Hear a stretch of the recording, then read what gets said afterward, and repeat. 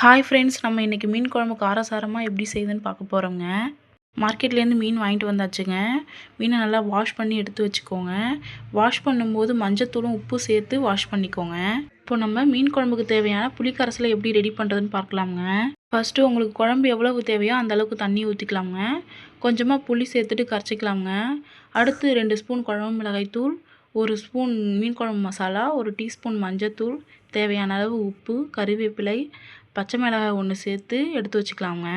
இப்போ குழம்பு தேவையான வெங்காயம் தக்காளி எடுத்து வச்சுக்கலாங்க. மீடியம் சைஸ் 1 கப் அளவுக்கு சின்ன வெங்காயம் எடுத்துக்கோங்க. நீங்கள் பெரிய வெங்காயமும் எடுத்துக்கலாம். சின்ன வெங்காயம் எடுத்துக்கிட்டிங்கன்னா மீன் குழம்பு இன்னும் ருசியாக இருக்குங்க. அடுத்து அதே கப் அளவுக்கு தக்காளி எடுத்துக்கோங்க. 10 பல் பூண்டு எடுத்துக்கோங்க. அந்த பூண்டை இடித்து எடுத்து வச்சுக்கோங்க.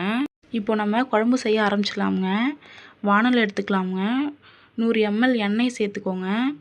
எண்ணெய் சூடானதும் கொஞ்சமாக வெந்தயம் சேர்த்துக்கலாமுங்க. வெந்தயம் பொரிந்து வந்ததும் எடுத்து வச்சுருந்த பூண்டை சேர்த்துக்கலாமுங்க. கொஞ்சமாக கருவேப்பிலை போட்டு வதக்கிக்கோங்க.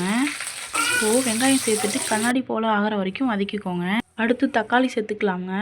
கொஞ்சமாக உப்பு போட்டு பச்சை வாசனை போய் எண்ணெய் பிரிஞ்சு வர வரைக்கும் வதக்கிக்கலாமுங்க. அடுத்து நம்ம ரெடி பண்ணி வச்சுருந்த புளிக்கரைசலை ஊற்றிக்கலாங்க. உங்களுக்கு மீன் குழம்பு எந்த அளவுக்கு திக்னஸ் வேணுமோ அதுக்கு தகுந்த மாதிரி தண்ணி சேர்த்துக்கலாமுங்க. இந்த ஸ்டேஜில் காரம் உப்பு டேஸ்ட் பண்ணி பாருங்கள். உங்களுக்கு ஒரு வேளை உப்பு காரம் பத்தலைனாலும் தேவையான அளவு ஆட் பண்ணிக்கோங்க. இப்போது உப்பு குறைவாக இருக்குது, நான் இன்னும் கொஞ்சமாக உப்பு சேர்த்துக்கிறேன். லைட்டாக கலந்து விட்டுட்டு வானலை மூடி போட்டுட்டு மூடி வச்சுருங்க. இப்போ இது மீடியம் ஹீட்டில் 10 நிமிஷத்துக்கு கொதிக்கட்டும்ங்க. அந்த மசாலாவோட பச்சை வாசனை போய் குழம்பு நல்லா திக்கானதுக்கப்புறமா எப்படி இருக்குன்னு பார்க்கலாமுங்க.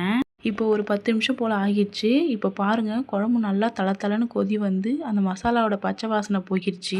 அதே மாதிரி நல்லா திக்காகிருக்கு. இப்போ இது கூட மீன் சேர்த்துட்டு ஜஸ்ட்டு லைட்டாக கலந்து விடுங்க. அதிக நேரம் கலந்து விட்டுட்டே இருக்காதீங்க. மீன் பீசஸ் உடஞ்சி போயிடும். மாதிரி லைட்டாக கலந்து விட்டால் போதும். இப்போ வானலை மூடி போட்டு 2லேருந்து 3 நிமிஷம் நல்லா வேகட்டும். அந்த மீன் பீசஸ் நல்லா சாஃப்டாக வெந்து குழம்பு நல்லா திக்கானதுக்கப்புறமா எப்படி இருக்குன்னு பார்க்கலாங்க. இப்போ பாருங்கள், மீன் குழம்பு நல்லா ரெடி ஆகிடுச்சு. சாப்பிட்டு பார்த்துட்டு எப்படி இருந்துச்சுன்னு சொல்லுங்கள். மறக்காமல் நம்ம சேனலை சப்ஸ்கிரைப் பண்ணிக்கோங்க.